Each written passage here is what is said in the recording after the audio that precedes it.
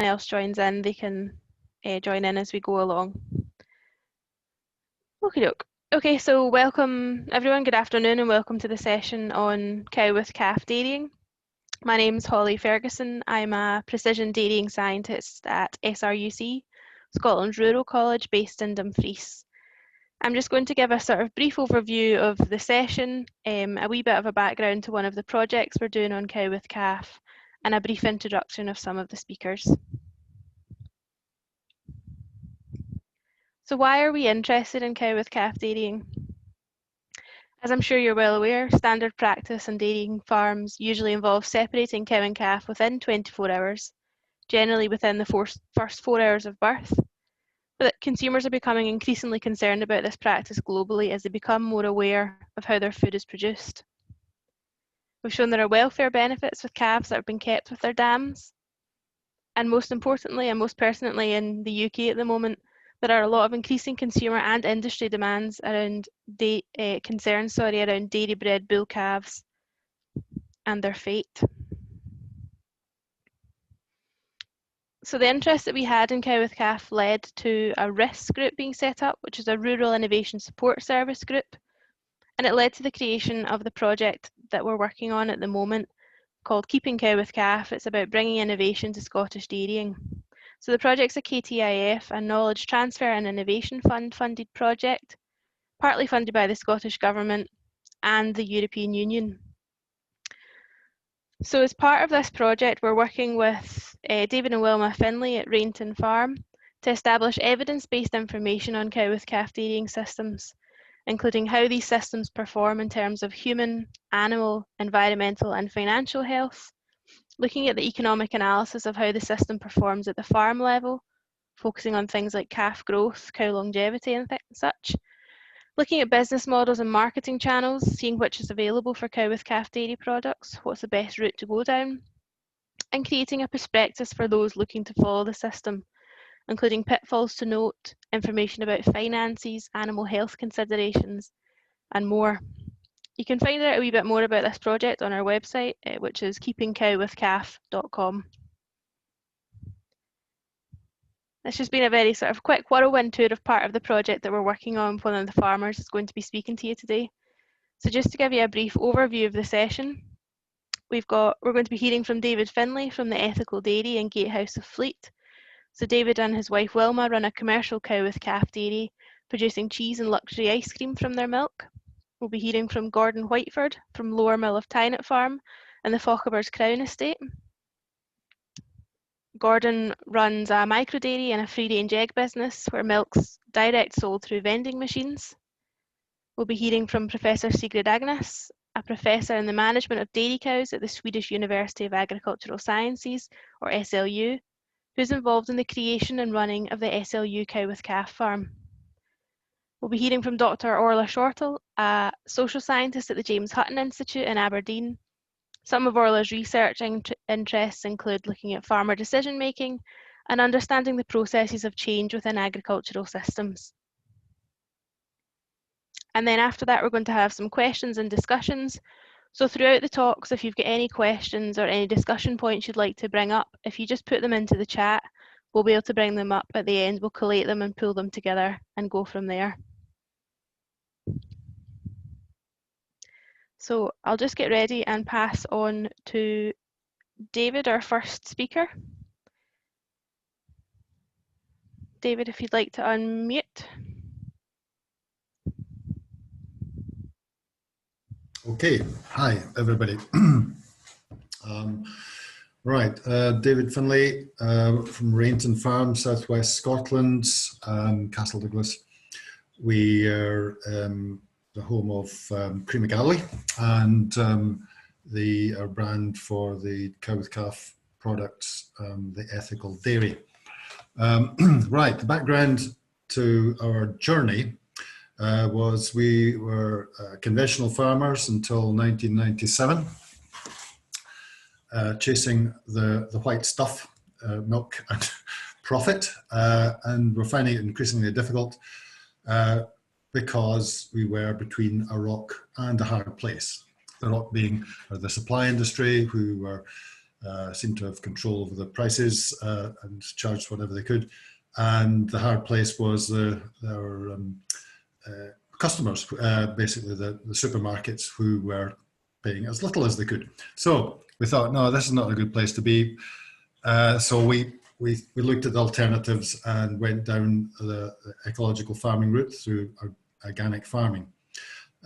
So we stopped using soluble fertilizers, vaccines, herbicides, pesticides, insecticides almost.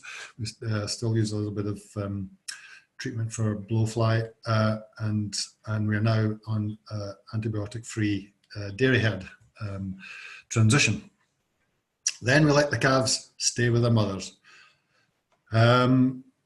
for 5 to 6 months, drinking between 2,500 litres of milk instead of the 280 litres of formula milk that they used to drink in the good old, bad old days. So it was really quite crazy. Is the next click? Yes, utter madness. But what we found, and this is the farm financial performance over that period, up until the transition to cow with calf, was that our farm profitability was increasing. And that was mainly because we were driving cost out of the system. The last 2 or 3 years, since we went on to cow with calf dairying, has been very different. Obviously, we're struggling a little bit to make a profit. Calves drinking 2,500 litres of our organic milk seems like a mad place to be. But what we thought, the principle behind what we're thinking was, well, there's two things. One was the driver from the public to say we are uncomfortable with cow-calf separation, and the other was the fact that when we gave nature the opportunity to perform, so we facilitated natural systems, took away all the agrochemicals and the technology that we were using to drive production, that nature actually stepped in and replaced that over time. It took us 10 years before we were at a level of production where we had met our previous levels of production when we were using all the agri-tech. So we thought, okay, we'll give the cows a better life, give them a more natural life, and will they respond? Will they give us the benefit of their natural productivity without us having to drive it? And that really was the basis of that thought process. The other driver for us was we had been in the organic market early on with our ice cream, and that market had very quickly filled up with the big boys moving in, buying wholesale milk and processing it and coming into the market and competing us. So we thought, right, we have to move somewhere where the big boys are not going to interfere with our market. And the cow with calf, again, seemed to be an opportunity. So we saw that as an opportunity from the marketing side. Now we're obviously pretty in terms of our competitivity. We're pretty hamstrung. We're hands and legs tied together trying to compete in the production side. But production is not really what is driving this. It's about animal welfare, and it's about natural productivity, and it's about market opportunity. Okay, so this led us to think, at the time, this is going back 15 years, we had dairy buildings that were unfit for purpose. And we were either get out of dairy or redevelop. So we developed a new site, a new build. It took us 4 years to build it. We built it largely ourselves with 2 guys from the farm and anyone else we could drag in to help us. There's specialty stuff like the anaerobic digester and the electrics and some of the brickwork were done, but all the rest, the site clearance and the construction of the building, we did ourselves. So we took on a major project, and this was a building that was designed to, we started this in 2009, finished in 2012, and this was for housing 130 cows with their calves, with creep facilities within the building. The anaerobic digester is the green-topped thing on the right-hand side of the building there. And that's a key part of our closed-loop farming system, and has greatly enhanced our productivity of the farm. Okay, how are we doing? Right, so that just to give again a brief background, through harnessing natural systems, we have cut our mastitis, reduced lameness, antibiotic usage dramatically, greenhouse gases. That's an assessment by SRUC, so we will go with that. Working weeks, we try to ensure that nobody is working more than an average 42-hour week. Obviously, at some times of the year we're very busy, and other times of the year we're quieter. So we're trying to ensure that our employees have a balanced lifestyle. Productive life of cows. The red bar is our production, and the average for the industry is the blue bar. Biodiversity is something that we've worked hard to do, planting many trees on the farm and so on. And food production. This is the very controversial one. We've increased our food production, net food production, i.e. we're not buying in 4 tons of cereals and soya to produce 1 ton of in dry weight of dairy products. So that's where those bars come from. That's just a very quick brief outline. Okay, so that's where we were. We were seeing production. What we had to do at the other end of the scale, so we've got a production under control, production system or production costs, was to connect our production system to our customers. And this is the building that we eventually opted to convert. This is going back 4 years now we again, the guys on the farm did most of the work except for the internal fixtures and fittings. And this is the finished product, which is our cheese dairy. So that's what it is now. We're increasing our cheese production from 3 tons a year to, well, the target is 40, but we'll see how we get on. We're sitting at around 15 tons this year. So that's the story. That's where we are, where we've come from. Now, the cow with calf side, and I've lost my timer, so how far are we in? Are we 5 minutes, 6 minutes? You're 7 minutes in. 7 minutes in, 3 to go. Mm-hmm. Okay.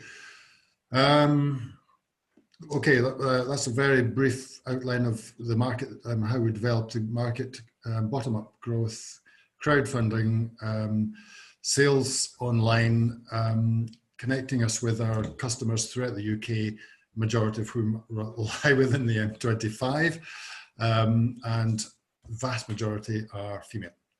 That's that slide. Okay, next please.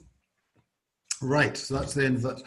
Our experience of cow with calf. The experience of cow with calf is it's a system change. Any concept that it might be something simple that can be done as an isolated farm management change is totally wrong. If anyone that comes to that, this system with that view is going to be in for a rude shock. It is a system change. Everything changes. Your disease changes. Your production changes. Your management changes. Your mindset has to change. So everything in this system has to change. And those who are coming into it from scratch have a big advantage because they're coming in without any preconceptions as to what is good dairy practice. Because this is a totally different system. Your milk production will fall dramatically, and that is psychologically very stressful. Your disease challenges, because you're leaving the calves with the cows in a very closed environment for us during the winter, has all kinds of disease issues associated with it.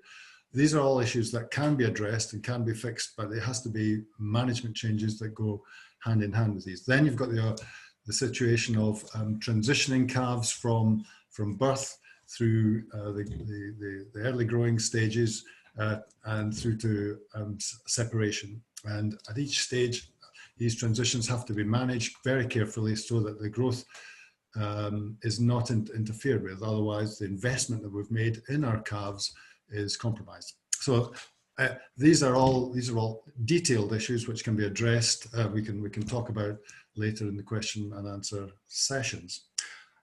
So that's our experience of it. It's been very stressful. It's been expensive. We've learned most of the things we've learned the hard way, but we've addressed largely them all. And we see it as now as a system which for us gives us a future over which we have a large degree of control, both in terms of our cost, our production system, and the market that we're targeting. So that's it in a nutshell, and I can leave it there and leave the rest for the question time. Thanks very much, David. Yeah, I can see there's been lots of questions coming in, which is great. So Marie is working on collating them, and we'll come back to them at the end to ask either direct questions to the speakers or have a discussion. So our next speaker will be Gordon Whiteford from Lower Mill of Tynet. So Gordon, if you'd like to unmute, I'll pass on to you. Thank you very much. Thanks, David. I've still to go down and see you, but you're doing a good job down there. So my story is completely different, really. I was brought up on a dairy farm in Ayrshire. I was about 10 when my father decided he didn't want to be a dairy farmer. My uncles carried it on. Very much, I've got quite a big family. Most of them are all farming. Sister married a dairy farmer, so I've worked in dairy farms. I went to agricultural college. I went down the farm management route and decided in 2005 I wanted to work for myself. I had no succession to get into farming, and what I looked at was poultry. You don't need a lot of ground, and you get good cash flow. You're selling eggs almost straight away. So we started doing organic eggs in 2005.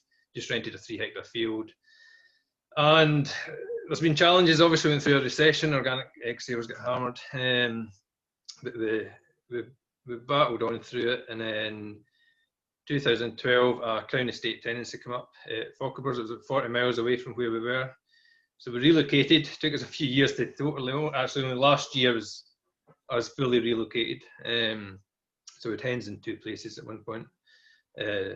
So 2012, we took on a tenancy at Lower Mill of Tynet. It's just a 120-acre farm, quite split up with roads and burns, and it's quite small fields. But always wanted to get into dairying. That was sort of my passion, really. So in 2016, we decided, right, let's do it. We spoke to Omsco, which is a organic milk cooperative. Their tanker passes our door. There's not that many dairies up here, but their tanker went across from Aberdeen to Inverness. I thought, right, they were quite keen to give us a contract, but with the whole Brexit thing, that's what changed that. So what we did, we bought dairy calves in 2016, the intention of starting milking in 2018, which didn't quite happen. We got the opportunity to the neighbouring farm in 2018, which took our acres from 120 to about 370. All that takes a bit of investment. So what we did, obviously the cows were due to calve, so they calved down with no milking facilities. So what we did was we multi-suckled them, and that's a system that I've always kind of liked the idea of. We've done it places I've worked with odd cow, problem cow, and that, and it works really well. I wasn't sure how it would work with heifers. I thought I could be giving myself a bit of hard work here, but every single calf, we just put them into groups. Let the calves in twice a day to the mothers. Well, what we did was sold, as we calved down the heifers, we sold some of them and kept all the calves and the remaining ones. So the probably an average of 3 calves in every heifer. And, you know, you just take your cows in like you're milking them, and it worked really well. It reared up. Some of them we just left the calves on their own mothers. And so we calved down about 60 heifers that in 2018. And then we've just slowly brought the numbers back, rolled them over, and then this year finally, because Omsco wasn't going to take the milk, we decided we'll just pasteurise the milk and do it ourselves. We've got an opportunity to start small and build up. So we got leader funding to put a shop at the end of Farm Road. We already had a vending machine for eggs, so we just basically improved it all. Put a pasteuriser in, put a dairy in. We got the opportunity of a second-hand robot, a Lely robot at Aberdeen farm. It was given up. So it's a 10-year-old robot, so we've got that. Put that, it's way under capacity, but way over capacity, I should say, for what we're using it. So we started milking about May, June this year, and we decided we'd just leave the calves on. It's more enjoyable, it's easier. We're a small herd, so we open the gate, let the calves out in the morning after all the cows are milked. Open the gate, they all go to their own mothers, they go out to grass, and then at night you bring them in and you just open the gate and the calves go running into the pen. We keep them inside at night, the calves, and the cows go back out to the field. That's just 2 random cows with their calves there. That calves now are about 4 months old. They're averaging about 1.5 kilos a day live weight, and they're not getting any concentrate at all. They are both male calves. The heifers have been averaging about 1.2 kilos a day. So they get straw and water when they're inside at night, which I think just helps them stimulate their rumen. And then they get the mothers milk during the day. They're probably taking about 10 litres of milk off their mothers. So what we've done with that one's there, they were up to about 4 months, just over 4 months. We're not selling all the milk we're using, so what we've actually done is just let that cows go away with their calves now until we wean them. So rather than wean them, if we're not needing the milk, we just let the cow keep that calf and we'll wean it. We might take it to about 8 or 9 months, just depends when she's due to calve again. So they're in calve again, so we'll just leave them rear their calves up. So that calves now are over 200 kilos. And they're just over 4 months, so quite pleased with the results we're getting. It's more enjoyable as well. I think the biggest thing I hear about farmers is that farming is not enjoyable anymore, but it's just because they're chasing scale, you know. But not had any health issues, but you know, we've only been doing it over the summer, so it's early days. We'll see what the winter brings and all the bugs that are normally inside a shed, organising them. But we're going to go ahead to sell the milk. I think it was July. We've been doing it for about just over 2 months. It took a long time with the EHO to get them to sign us off. COVID was a bit of an excuse, but putting samples to the labs and you're almost 3 weeks before you get results back, and then get the EHO to look at them, and then they come out and do a visit. So we're a good couple of months. We can't sell raw milk in Scotland, so it has to be pasteurised.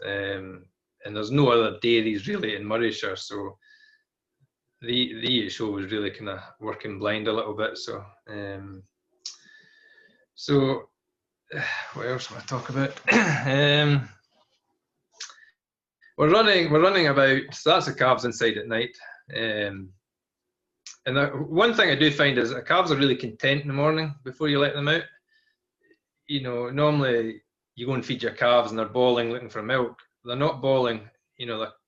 Supposing you're an hour later at letting them out, they're lying there chewing their cud generally, just till you let them out. And then they go and find the mothers. They're not looking to be fed, so that's kind of telling me that they're full. You know, they've got a bit of straw to fill their guts with at night, and they generally seem quite happy. What we're doing, we all started with sort of Holstein calves, the first ones we bought in. And we've crossed them with a Monte Blair bull, so you'll recognise all these with the white faces. And the next cross will go to like a Viking or a Swedish Red, something like that.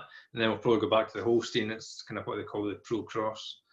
And we think that'll work for us. We're taking we've got more cows than we need at the moment, so we're kind of taking a hard line. Anything gets mastitis or whatever gets a kind of red card. And we're trying to be sort of antibiotic free. We're using very little antibiotics anyway, so I had a couple of cases of mastitis, but nothing major.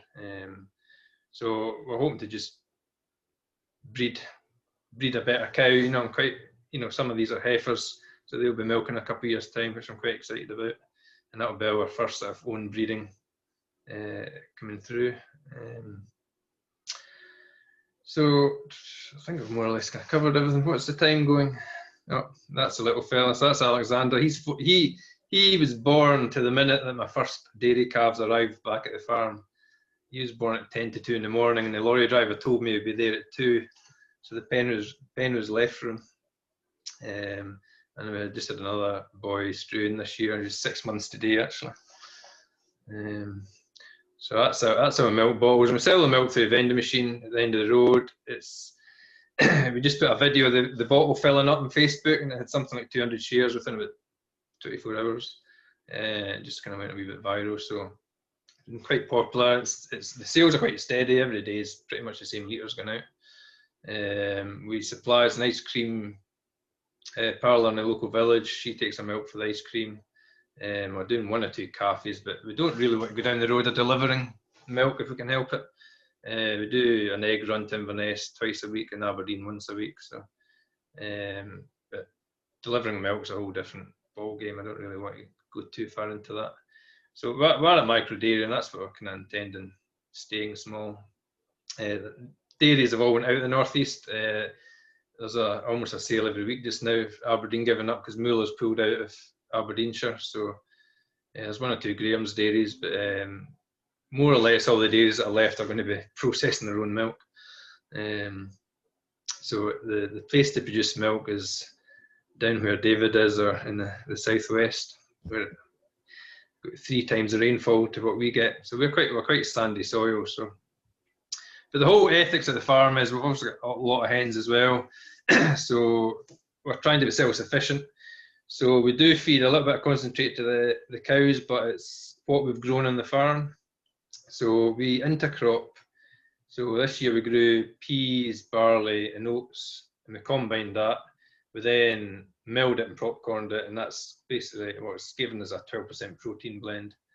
And we're feeding that a little bit through the robot, and the cows will get a little bit of that. Just to, I think a cow is efficient at converting to milk. We don't feed any concentrate to beef or the sheep. We've got a small sheep flock, and they don't get any concentrate at all. We lamb and may, so the grass is growing. So that's, a kind of overview of what we do. I don't have I'll leave the rest to questions, I think. That's great. Thanks very much, Gordon. So hopefully that gives everyone a bit of an overview of the 2 farms. David, who's been running the cow with calf system for longer, and Gordon, who's a newer entrant to it. So I'm going to pass now to Sigrid, who I think you're going to share your own screen, so I'll just stop sharing, and then we'll hear a bit from you about the experimental farm at the Swedish Agricultural University.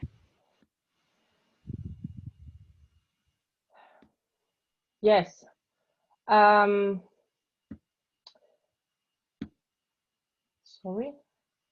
There we are. And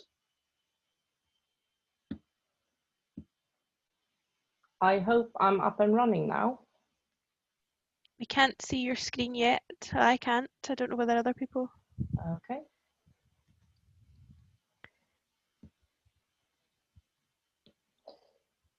That's it. Is that better? And then you get a logo. Perfect. Yes, we've got that. Yes, lovely. Thank you. Yes, so I'm going to give you a short overview of an ongoing research project where we keep cow and calf together in automatic milking. And we're a little bit more than halfway through in recruiting animals to the study. It's carried out at the Swedish University of Agricultural Sciences in Uppsala.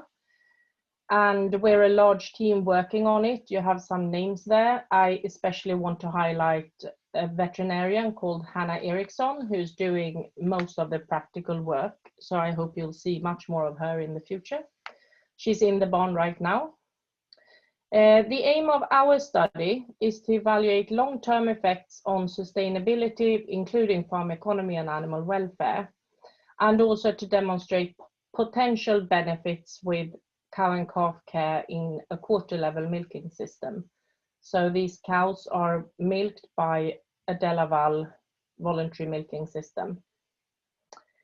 And the short version of our design is that we already have a precision livestock farm barn at hand with lots of automatic registrations of everything, including the robotic milking. We have a mixed herd of Swedish Holstein and Swedish Red cows, and we include both breeds in the study. And we wanted to create a system with as much contact as possible. And this is because we want to be able to detect any effects on a lifetime basis. In order to increase our chances of doing that statistically, from the scientific point of view, we need as strong treatment as possible. And we're following both effects on the cows and the calves that are born in the project. We keep them together as much as we can until the calves weigh around 200 kilos, which is somewhere between 3 and 4 months. And we have been working with 3 batches. So the first batch calves were born in August and September 2019. So those cows have just finished their first lactation, or the lactation where they had their cow-calf contact. The second batch calvings were in March and April this year, and we're now recruiting for the third batch. We'll do that until the middle of October. When we started, one of the main concerns at our research farm was biosecurity for the calves entering the cow area. So we decided to have all the calvings outdoors in batch 1. And we used a mobile shed, very low cost solution that worked really well. When all the cows had calved, we gradually turned them onto a larger area of the pasture with a very robust fence, since we weren't sure about the calves' understanding of our electrical fencing. And they were eventually on the full pasture paddock. These cows had to leave the pasture to go to milking, and we didn't want the calves to come into the automatic barn. And the solution to this was one-way gates. These are provided by GEA, they're called Feed Select. And when the cows had exited these gates, they had around 100 meters to walk to the VMS unit. This was a bit of a problem at first, because we would see cows who were thinking about going through the gate but didn't make the move. So in the end, we decided to put the cow water trough in the walking alley, because that would push them out every time they wanted to drink, which made it easier for them to make the decision also to go to the barn. These are passive gates that the cow pushes open. And as you see, the door closes immediately behind the cow. So there is no chance for a small calf to sneak through. And we also have had no attempts by calves until they're more than 2 months old. This is an overview of the VMS unit that we're using for this project. You see to the far left in the slide, this area is the roughage eating area with feed bunks. Each of these positions is a feeding place for roughage, where each time the cow is eating, the amount of feed that she's taken is logged. The rest of the barn is cubicle areas, and the milking unit is in the top of the slide. This barn has a 3-way selection gate between roughage and milking or cubicle, and we have used that in our layout. When cows came in from pasture, they entered at the bottom of this slide, coming into the roughage area, and were offered roughage if they wanted to. Half of the first batch were moved inside, so the half of the calves in the first batch lived indoors, and the other half stayed at pasture until the weather became too cold and wet. And we put a contact area where cows and calves could interact close to this 3-way selection gate, and then a calf creep at the far end. We put these feed select gates also inside, which meant that cows they were directed into the contact area, but they could choose themselves when they wanted to leave. When the first batch calves were around 8 weeks old, we tried 12-hour separation, and sometimes calves separated themselves from the contact area anyway. Like in this picture, you see behind this bar, calves are in their creep, And this is a frustrated mother who's trying to get her calf to come out and play and interact. And she's standing in one of the walkways to exit to cubicles. This half-day separation, we tested that as a try to get a stepwise weaning. It didn't work well for us. On the first day after the 12-hour separation started, cows were let back into the calves area at 7 in the morning, and this is at 9 o'clock. And if you look at these calves, they're absolutely packed with milk. And we almost thought that they were bloating, which they weren't. They were just really full. And what had happened in this automatic barn is that when the first cow came back into the contact area, she got all the calves on her udder. So our conclusion was that with an automatic system, this half-day thing doesn't play well. So we haven't continued with that. This is not good cow welfare, I think. We can agree on that. So in the following batches, we wanted to include more animals, and we wanted to free space in the cubicles to not use cubicles for the calf creep. So we moved the design a little bit to the right, putting the calf creep on space outside of the cow unit and the contact area in this green space. We kept the feed select gates.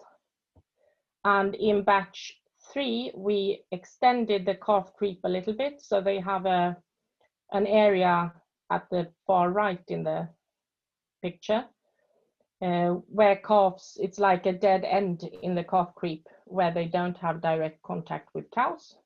And we also included a couple of comfort cubicles, and I'll share later why we did that. So 2 cubicles became calf creep. We have been saying that we have 24-hour contact, which isn't true, because when cows want to eat roughage, they need to leave the contact area. And they may be away then for 6 or 8 hours of the 24 hours. But in 24-hour contact, we mean that they can have contact any time of the day, but they won't spend all day and night together.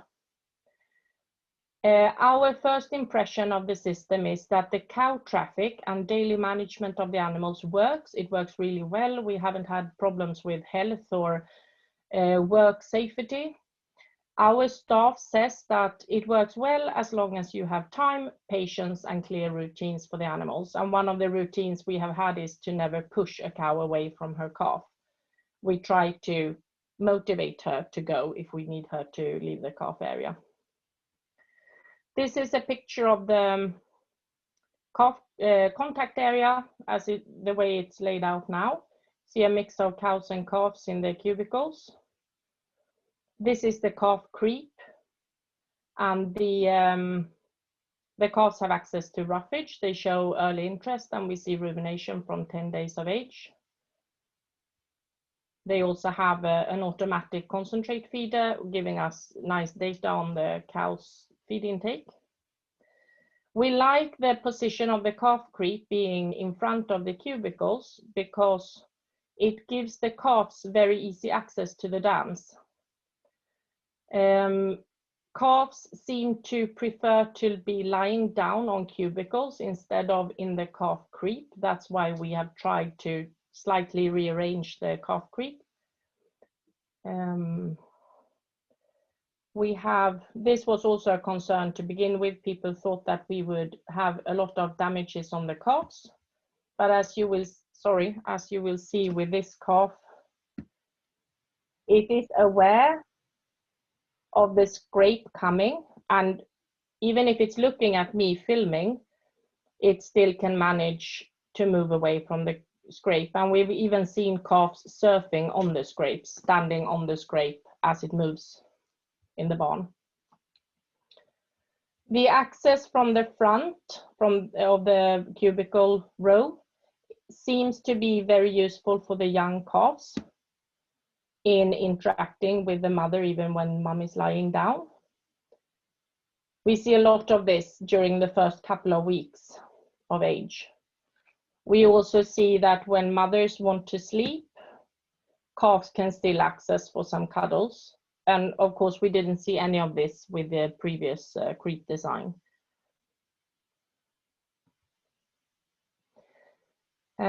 What we have seen is that we seem to have a preference in the cows to choose cubicles outside of the contact area. We're now standing in the contact area, looking out towards the other part of the barn. And I'm just going to give you a quick overview. You see, there's a high density of cows in this area where calves can't access. This is the exit gate from the contact area. And then you see the cubicles in the contact area not being occupied by cows, but some of the calves are lying down there. And this is of course a stocking density problem then, because the other cubicles will be used too much, and cows that are in the barn and don't have access to the contact area will be left without a cubicle. And this may be the explanation with this elongated calf creep. We see a lot of play and activity in the calves, which we like to have because it's one part of the difference between being a conventional calf and a contact calf. But as you see, there is one heifer who's trying to get some rest, and she becomes like an agility obstacle for her fellow calves when they're running around in the creep. So I think the next time she lies down to rest, she'll probably prefer a cubicle.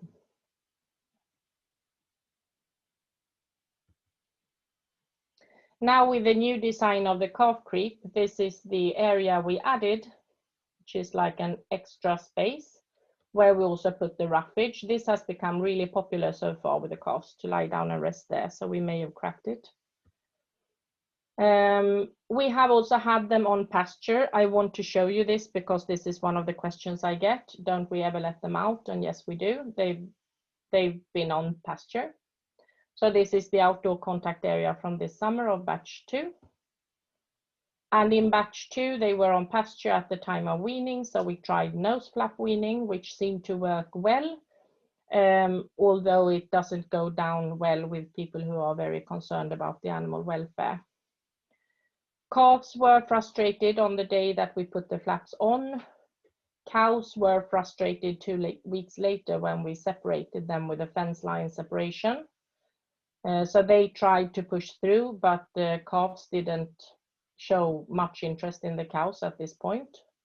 We also, on the first day of fence line separation, saw a lot more of the estrus behaviors that we hardly ever see when the cows are with their calves. We have some early results that I just quickly want to share. It's the milk yield on full lactation from batch 1. Looks like this. The blue line is the control cows. And this is the time in the beginning of lactation when the cow-calf cows had their calf to care for. And as you see, after the calves were separated, the treatment cows pick up, but they don't reach as high milk yield as the others do. But over the whole lactation, the difference isn't that big, 7,079 kilos compared to 9,513. And this difference seemed to stay in batch 2. This is data, also data from batch 1, separating younger and older cows. This is a bit interesting, I think. Parity 1 and 2 cows almost reach the same milk yield as control cows after separation, while parity 3 and higher, who do their first cow and calf contact lactation, don't pick up as well. So this is something we're gonna look more into when we have more data.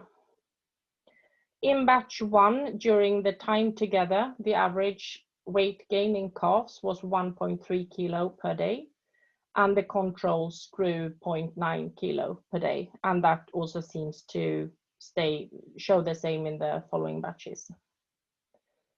And this is at 7 weeks old, the difference between the groups. It's a control calf closest in towards the camera and a contact calf in the back. We still have data collection in progress. We collect a lot of automatic data and we do behavior registrations. We look into fertility and behavior and health and body condition and all sorts of things. And we hope to get back to you with more results when we have finished all the data analysis. The end point for us is to be able to do analysis on the life on the heifers that are born into the project when they have finished their own first lactation.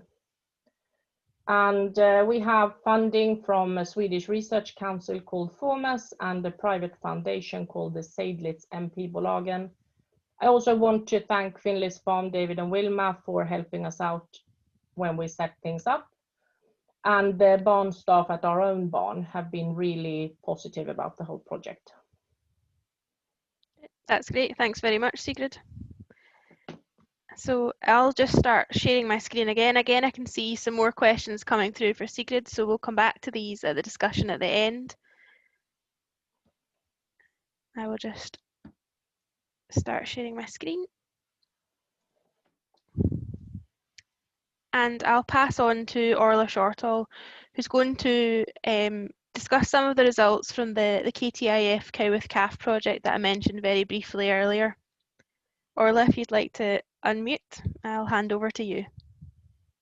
Okay. So my name's Orla Shortall. I'm a social scientist at the James Hutton Institute in Scotland. So sorry, I'll just start my timer here. So I'll present on some preliminary findings from the project that Holly alluded to. So next slide. So first of all, what is social science? Some of you might have heard that term before, might be familiar with it in relation to agriculture, and some of you might not. So my definition is it's about understanding the human aspects of how agricultural system works.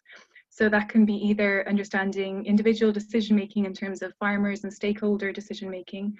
It can be about understanding policy and markets within agricultural systems, and also the cultural and value-based parts of agricultural systems.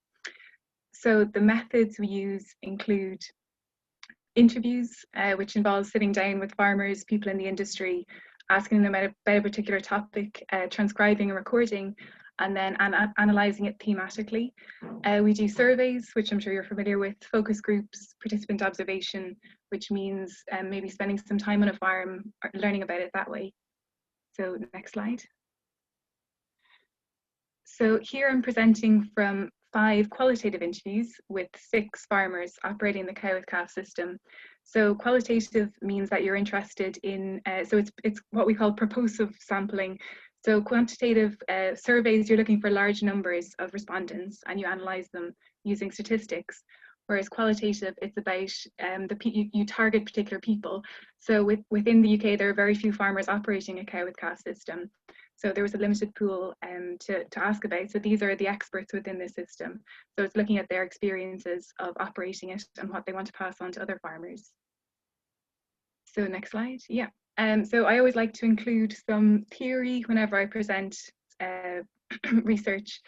So I'll use theory about good farming, which was a social science concept come up with by a guy called Rob Burton when he was in James Hutton originally, and he's now in Norway. So it draws on thinking about power structures within the social world. So it's about the standards that farmers hold themselves and their peers up to. So within our social groups, we have our own set of rules about what to do and not do. So whether an activity fits within a definition of good farming will influence whether or not farmers adopt it. So Rob Burton developed this idea looking at government policy to try and convince farmers to operate more environmentally friendly systems. But that was after decades of policy promoting productivist systems, and farmers had internalized these norms so that having status within the farming community meant being a highly productive farmer, which David alluded to earlier. So if you try and make a change within the farming system, it's not only economic factors that need to change, it's cultural factors. So beliefs and values that people have internalized, things that people hold themselves and their peers up to, and social networks within farming. So here I'll present the results in terms of social, cultural, and economic factors. So it draws on the work of a French social scientist called Pierre Bourdieu, and he uses the term capital, which you might have heard of before. So social capital, cultural capital, economic capital. And capital is basically accumulated labor. So usually we think of economic capital, where you have resources that, monetary resources that you buy, whereas something like cultural capital is a skill that you spend time investing in. And then that gives you status, or that gives you sort of leverage within your social community. And same, social capital is resources you access through social ties. So just to give it, not to make it too complicated, but just to give a brief overview that it's looking at power structures and values within agriculture. So next slide. So the questions for this were, how did existing ideas of being a good farmer feed into operating a cow with calf system? And what new definitions of good farming are created within the cow with calf system? So first of all, social ties or social capital. So what happens to farmers' social ties within the cow with calf system? So based on the interviews, people were saying links with other farmers operating the cow with calf system are what they base beginning their system on. Because there's so few people in the UK and in Europe that operate this system, there's very little advisory support, not that much research currently operating. So the way farmers learn about this is through talking to other farmers who operate this system and visiting their farms.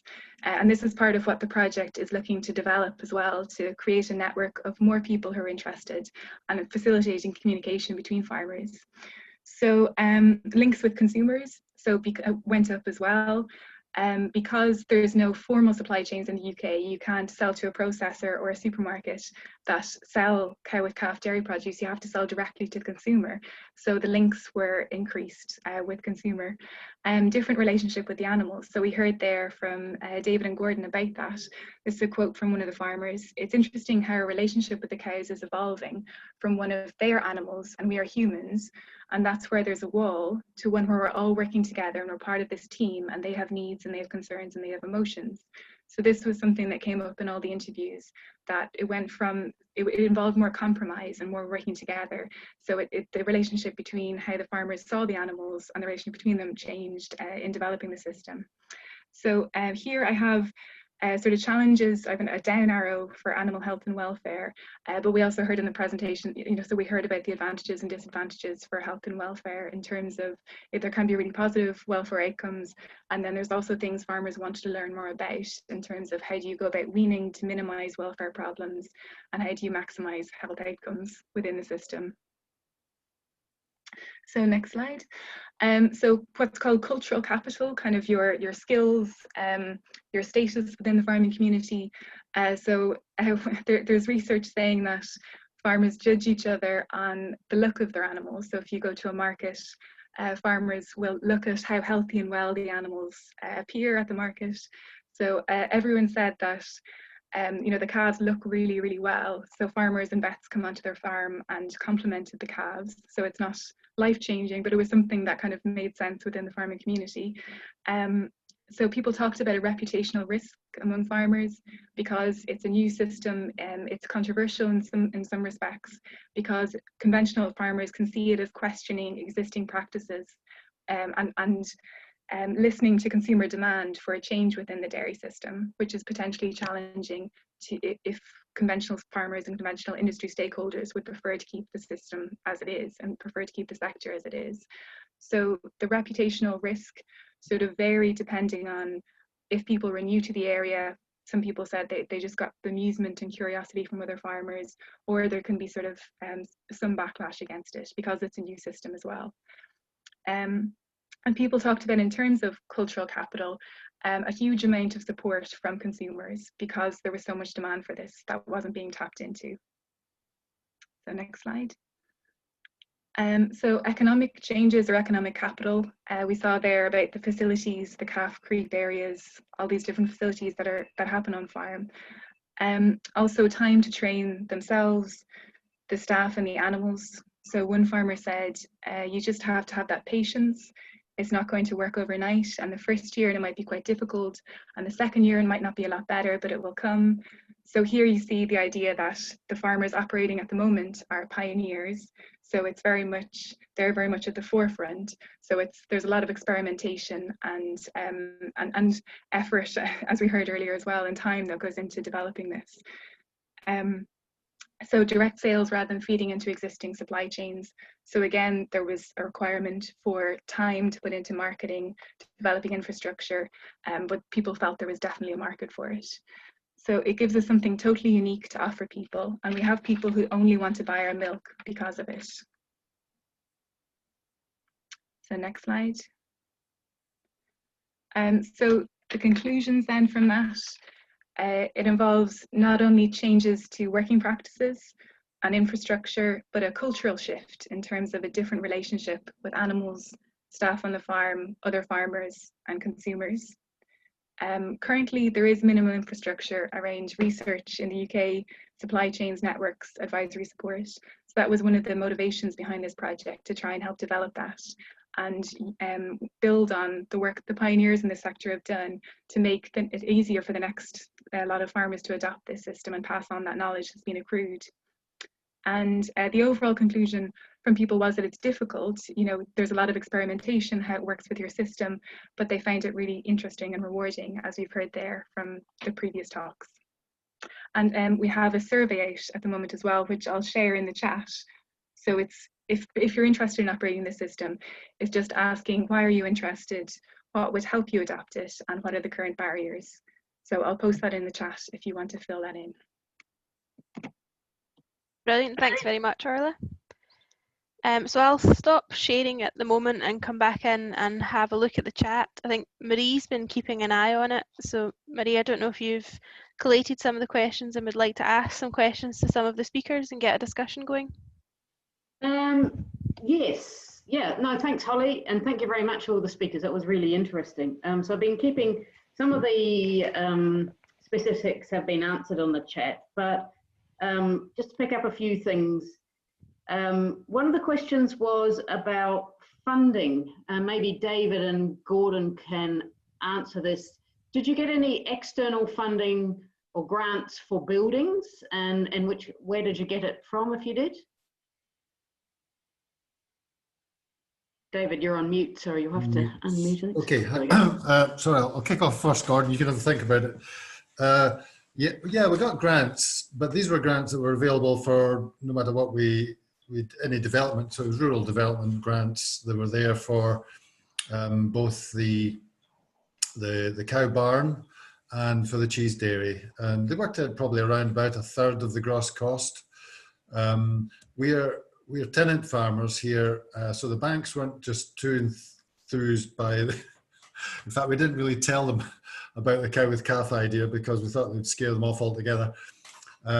So the money for the rest of the development was largely raised by crowdfunding, going to friends and family, and raising it privately.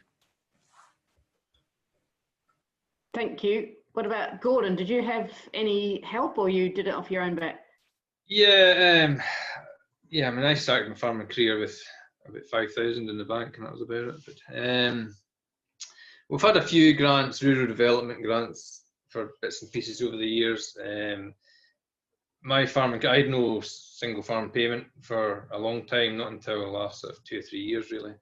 When we set up the dairy, we've kind of built up the hens. The hens is unsubsidised, it's quite good cash flow, and eggs is probably one of the most profitable things in farming. So we've kind of, really that's kind of subsidised building the livestock enterprises up.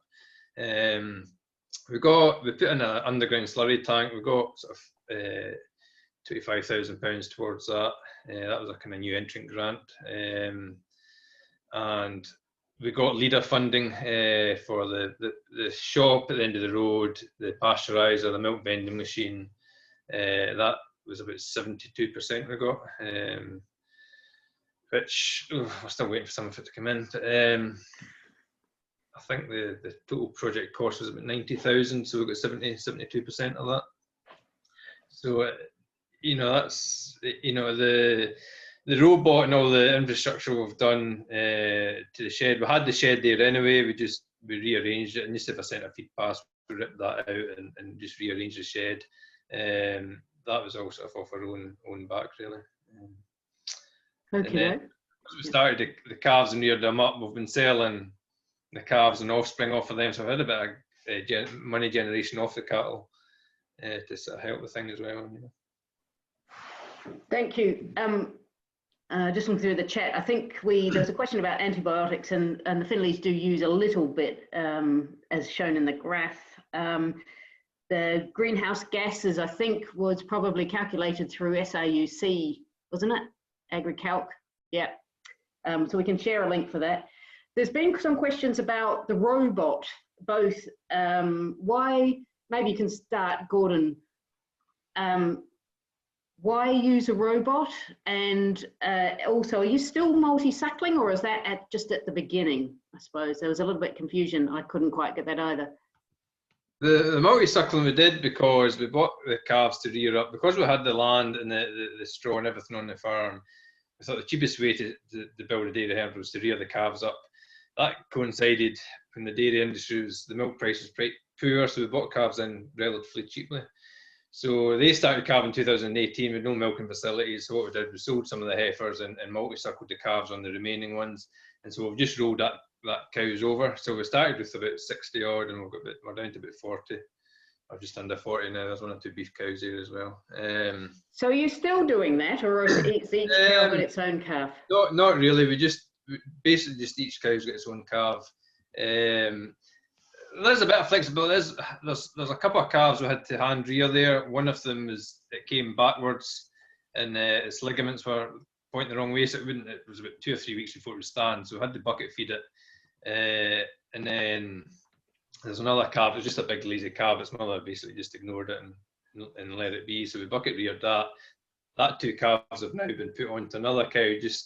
They just adopted that cow. I just started letting them out with the rest of the calves, and they just adopted that cow. So she's went away with the 3 calves, their own calf plus 2 adopted ones, and it was kind of off their own decision, really, which was quite nice. And it saved me bucket feeding them, and as soon as I stopped bucket feeding them, their growth rates, because they were the poorest 2 calves that were there, and but they're fairly improved now that they're suckling off a dame. So okay. So I've forgotten what the other question was. Yeah, no, that was the other thing, was robots. So they're with the, when are they on the robot? At night then? So yeah, I mean, the idea of a robot is it's working almost 24 hours a day, and we really toyed. I've always kind of really liked the robot system, and we were just going to put in a small parlour, but I wanted to build something that had the capacity to grow more cows if we wanted, so we could naturally grow. And it was just that there's a second-hand robot come up, not that far away from us, and I didn't want to see it go by me. So it was less than half the cost of a new one. And really, I could have put like a decent sized parlour in. You could buy a parlour quite cheap, but you've got the infrastructure to put it in, which takes it to more money, whereas a robot's going to still get a second-hand better value. And the infrastructure to fit it is not just as much, so there's a bit of sums behind it. But how we work it, we don't work it like you can do a normal robot. We basically take the cows come in the morning, they get milked just like you would a normal parlour, so they just wander through the robot themselves, and then once they're all milked, we let the calves out. We find if we let the calves out too early, they're not fussed which cow they go to, whereas if you wait until all the cows are through, they tend to go to their own mothers. That's just what we've kind of found. And I don't really want them cross-suckling from a sort of disease perspective. So, and then they just go out to graze, they come back in at night. There's a couple of cows that don't have calves running with them, so they get milked at night again, but generally most of them, you open the gate for the calves, they go run into the pen, and the cows just go, straight back out to the field, or they're actually getting buffer fed now at night, so they just stay in the feed pass. They'll still get access, they're still grazing during the day. And we've just got a straw court, we don't have cubicles or anything like that. So, it's one less job for us. We're trying to build quite a mixed farm, and the robot fits in with that system. We pay staff as well, so we've got hens to look after, we've got sheep to look after, and we're trying to create it's very complex in all these different enterprises, but from a biodiversity point of view and for the health of the soil and everything, it's the best system. It's just not the most labour efficient system. So that's where, you know, bringing this technology in kind of tries to get the best of both worlds, you know. Okay, thank you. Now that sounds good. Sigrid, do you want to comment on why you chose a robot? Yes, we use the robot because we have an automatic barn already. So with the research funding, there's no possibility to design a whole barn for a research project. But having all the cows on quarter level milking, we've been sort of biding our time until we have that in place, because we think it should be beneficial for the cow with calf situation, with calves maybe only using 1 or 2 teats, at least in the beginning of lactation. Our university also ran a cow and calf project in automatic milking back in 2007. So we have had some trial and error with that before. Okay, thank you. I think, yeah, David uses a tandem, and I've seen tandems in other places. But there's a question, actually, David might want to pick this up, about calf health. Are the calves healthy, and how do you maintain calf health, maybe? Yeah, calves born outside in the system have generally been very healthy. That's not the issue. It's when we move indoors in November through to end of April. That's when the cows calving down at that time, the calves are exposed to a very high disease pressure, and this is something that we've had to change our management to accommodate, basically through colostrum management. So we invested in a colostrum storage and defrosting system to ensure that the antibodies in the colostrum weren't damaged, to make sure that we stored the best quality colostrum. We only take the first milking colostrum from older cows. We used to check it with a thingy meter, which gave us a little number. But anyway, we can tell just by looking at it. Rich colostrum from older cows is 99% sure you're going to have high antibodies and very effective. So we ensure that every calf, when they're born, within 6 hours, and certainly within a couple of hours,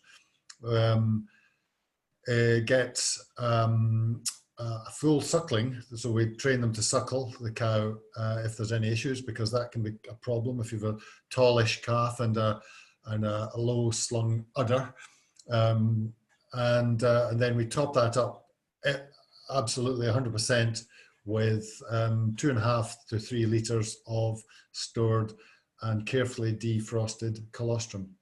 And the defroster works very, very effectively. It's a tumble bath. It takes about 20 minutes. So when you fix it, sorting the calf and cow, getting the calf suckling, then you go back, the milk is there, the colostrum's there, ready to feed to the calf. And that has been transformational in terms of cryptosporidium, and has also then led on to being able to control any other secondary diseases. Probably our biggest issue outstanding at the moment is pneumonia. We use environmental inoculation to reduce the pathogenic challenge on the calves, to help them to fight the pneumonia. We've looked at the pneumonia, it's a Pasteurella pneumonia, and there isn't an off-the-shelf vaccine for that type. So at the moment we're trying to see whether we can adapt the cow immune systems to adopt, effectively protect the calves from the disease. But so that's our biggest problem. But disease, relatively speaking, now is under control. But it was an issue, big issue. Yes, yeah, thank you. And just checking, you block calve, do you? Yes, but spring and autumn. Sorry, was that me? Yes. Yeah, yes. we block calve. Yes, we block calve around October. Well, yes, October, November, and it was February to mid-April. It's now going to mid March to early June, and that's again. So that'll allow us to get more calves born outside. So yes, we do block calvings, give us milk all year round. Okay, thank And I you. noticed a wee question about solids. I was fascinated Yes. to see Sigrid saying that the solids, milk solids, were well, not noticeably different. Ours is substantially different. Our suckling cows, our cows that are suckling, give us semi-skimmed. I mean, it's less than 2% butterfat milk. And again, that's a big advantage of having the two herds. Our stale milkers will give us high butterfat, near 5%, which helps to balance the milk solids. Okay. Yes. No, that was a good question. There's been quite a lot of other studies that show that there's lower fat in milk from these systems, just because the calves are better at emptying the udder. Gordon, do you want to? There's a question there about multi-suckling and how you manage colostrum. How do you ensure that calves get colostrum? And are you on block calving as well? Long term, we'll probably try and do a block, a spring and an autumn. Just now, most of them are spring at the moment. There's one or two sort of calving sort of this time of year, but most of them are sort of spring. But long term, we'll probably try and split it. The colostrum, what I tend to do is leave the calf on the mother for the first week. Well, maybe minimum 4 or 5 days. Make sure the calf's suckling before I take her off the mother at night. When we multi-suckled them, I suppose it was the same. You just made sure it was getting its mother's milk. And then after that, the good thing about multi-suckling, and you're taking the cows in twice a day, you let the calves in, you've seen every calf suckling. And you leave them half an hour and go back, they're all lying there with full bellies. So they're all, you're never 100% sure when you see a calf on a cow if that calf's got enough milk. In 8 out of 10, you're quite confident. There's always 1 or 2, is that calf suckling enough? It looks a bit empty, But no, I think that works well. Just leaving the mother feel the calf, so it's as much its own mother's colostrum as possible the first 4 or 5 days, and then we take them off at night, and they go back on the mother and during the day, Sorry, I was on mute. Have you seen any difference in butterfat content at all? Yeah, it's something stupidly we haven't been able to test it yet. The lab that we are using tests for everything else from compliance point of view and haven't told me what the butterfat protein is. But I know we're supplying one of the coffee shops and they were struggling to get the froth and top, which was a protein, and we started buffer feeding them at night, which made a difference. But yeah, you leave we need to test it and find out. You put a bottle in the fridge for a few days and you get a lump of cream in the top. So it is creamy, but from selling it through the vending machine, a lot of people are used to semi-skimmed, and people are liking our milk. So kind of looking to change things. I think if we were too creamy, people maybe wouldn't like it the same. Maybe we further down the line, if we start taking cream off and doing things, it's going to be a bit more of an issue. But we've got a good product which is working. Yeah. And there's one question about why did you choose the breeds you've got? I mean, you could native British breeds. You've got you're playing at Sigurd's hands. You've got Swedish, you've got French and Holstein, but should have more Swedish, of course. Yeah, that's the solution, isn't it? Yes, more Swedish. But yes, I don't know. There might be I suppose if you were going for a certain market, you might choose British breeds. Ayrshires, where have they gone to, say? David or Gordon, you can comment on that. There was just a question there. We're told, and Sigrid could correct me, that the Scottish Ayrshire cows were exported to Northern Europe 100 odd years ago, and they became the basis for the Viking breeds. They did have a large influence. We also had a native Scandinavian red, or a mix of red breeds in different areas of Scandinavia. And they have since been pooled to one breeding program between Sweden, Norway, and Denmark, and the Ayrshire has had and Finland, sorry. And the Ayrshire has had a large input on them. So it's like a Northern European mix of red cows bred for multifunction rather than yield only. Okay, so we And are they getting. have I was just coming back to that milk fat content thing. They have a fairly high milk fat content. I think a Holstein cow, I think it's important to keep in mind that some of these cows in early lactation produce a lot of milk if they care for both the calf and deliver anything to the milk tank. So they would be really high yielding. So it may be that they don't put out that high content fat anyway because of the diluted milk. So it would be interesting to be able to take samples of the milk that the calves take, because I think sometimes we misinterpret the data a bit. We are going to go, we're spending a lot of time on milk flow curves from the robot, the detailed curves with data every other second throughout milking on quarter level to see if we can say anything about milk ejection and degree of emptying to the robot, to see how that plays. And so far we haven't seen a lot of difference between the groups. So I think some of the conclusions from cow with calf systems are a little bit off because we don't acknowledge how much milk they produce in total. We had a cow who in peak lactation, she delivered for a couple of weeks 40 to 50 kilos a day to the robot, and her calf was growing 1.3 kilo a day. So just, wow. You know, That's a lot of milk. That's a lot of milk. Yeah. And what we've seen also, which I think is interesting, is that the cow with calf cows put on more body condition, and that shows still in late lactation to a point where we think we're going to be yelled at by the barn management because they're going to be a bit, so which tells us that they are probably better at eating, which is a good thing, right? So showing a cow welfare perspective, which we're keen to include in our study, because it's not difficult to demonstrate that it's better for the calves, but I think it may be a lot better for the cows as well.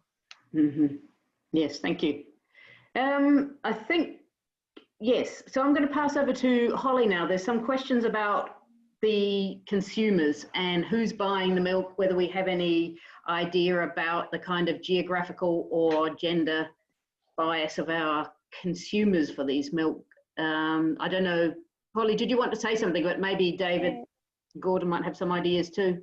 Yeah, I just wanted to come in briefly. It's Olivia's question saying, was there an estimate of the demand for these products from the public, and as a research on the willingness to pay from the public? Just to say that, well, partly as part of the KTIF project, we will be looking at that. So as well as looking at the marketing options, you know, speaking to different processors, we are looking at the demand from the public. But I do think there's a clear willingness to pay from the public for cow with calf products, partly shown in the fact that they'll, you know, there is a demand and they will pay above the odds or above the supermarket prices. You know, they're willing to go to a vending machine, go direct to a farm and pay higher than what they would in a supermarket for the product because, you know, they believe in the product. I don't know whether David and Gordon, if you want to come in on that. Yeah, absolutely. We can't produce enough cheese. Our biggest problem is we're gearing up slowly to the market, and you're always sort of 6 months behind what the market's telling you. So we have to gear back heavily on marketing and advertising, because it's almost as a simple switch system where if we do something publicized, something, we do a little bit of online media stuff, and we get responses immediately. So we can manipulate the market quite readily because there's any amount of demand out there. That's our finding anyway. Are you finding the same, Gordon, that there is the demand there to pay a higher price for the cow with calf milk? We're in the north of Scotland with a low population. There's no dairies in our doorstep. People are just absolutely think it's fantastic they can get milk in their doorstep. So, you know, to a certain extent, that's my market. We do Facebook, we do blogs up in the theme, like we're doing keeping the calves with it, the cows and all that. We haven't made a huge thing about it, but I mean, people come out and get the milk, they can see the calves out, the cows and all that. And, you know, some people have commented. I think 80-90% of our customers probably, you know, it's the kind of thing, if you go and say to your customer, we keep the calves with them, oh, that's a fantastic thing. It's, that's what they'd vote for if you give them an option. But, most people don't really have that much understanding of where the milk comes from to make a choice. I think if you go further south and you've got a denser population and people have got more money as well, and then you start to see these trends. You do see these trends more down. They start in the south and work up now, basically. But yeah, I think we're in a slightly different scenario just because, there's not we're the first person to start milking cows in Bamshire. We're just on the edge of historically Bamshire, but we're part of Murrayshire, and there's only 2 other dairies in Murrayshire, and you can't buy milk from either of them. So, that's first and foremost. We're just trying to build up a good story, in the farm, and that's what we want to do. That's our main driving force. And it's easier for us to keep the calves with the cows. We're a small herd, so it's less work for us actually. So. That's great. There was another comment about selling bottled raw milk, but I guess both being in Scotland, we're sort of scuppered by laws. We cannot do that, sadly. Can do. Just sorry, Gordon, bash on. Have you any comment? No, on you go, David. Yeah, when we first started thinking about this, I wrote to the Food Standards Agency in Scotland, Food Standard Scotland, and the response, and I said, well, what happens if we sell raw milk through a cooperative, i.e. The members of the cooperatives are all farmers, therefore technically there is a loophole in the Scottish law that allows the farmer and his family to consume raw milk legally. And so if you have a cooperative and the members of the co-op are contributing to the upkeep of the cows, then they are technically farmers, and they could get milk from the farm, raw milk. And the response from them was, yes, well, that'll make an interesting court case. So we backed away very rapidly because we didn't want to create any more issues than we've done already with raw milk cheese. Okay, that's great. I'll just let Marie, I think there's one more question come in there about continuing in this vein. Yes, I suppose one thing to say as well is that another farmer who's a member of this group is Bryce Cunningham, and he's runs the Moskiel dairy, and he's a very entrepreneurial guy, sells milk to lots of cafes to cream up, froth up for their lattes, but he also sells bottled milk across the central belt of Scotland. So there, that also shows that there's demand for it. But there was a question also about whether the supermarkets, any of the Waitrose, M&S, have shown any interest. Maybe David or Gordon, you may have heard of that. I don't think they do, presumably because they need a full tanker load in order to actually make it viable for them. Yeah, well, yeah, we're trying to steer clear of the supermarkets as such, but that said, we've been approached by booths in they're the sort of north of England, a very small, quite high upmarket supermarket chain, and they're very interested in trying to sell our cheese from the ethical dairy. So we would be prepared to work with a small upmarket, because we charge a lot for our cheese, a supermarket like that. But we've dealt with the supermarkets before, and it's a big boys game. Really, we do not want to go there. It's all about price, and we can't do that. Thank you. Thanks. Okay, I think we've kind of covered most of the questions. If anyone does have any burning questions they think of afterwards, I have put a link to the website, and there is a contact us form on there, so you can always stick some questions in an email. I can pass it on or come back to you for anyone in the session. So I think it really just falls to me to say thank you very much to everyone for coming along to the session, taking part, asking loads of questions and keeping a good discussion going, and thanks to David Finlay from the Ethical Dairy, Gordon Whiteford from Lower Mill of Tynet, Professor Marie Haskell from SRUC, Professor Sigrid Agnes from the Swedish University of Agricultural Sciences, and Dr. Orla Shortall from the James Hutton Institute. Thanks very much, everyone.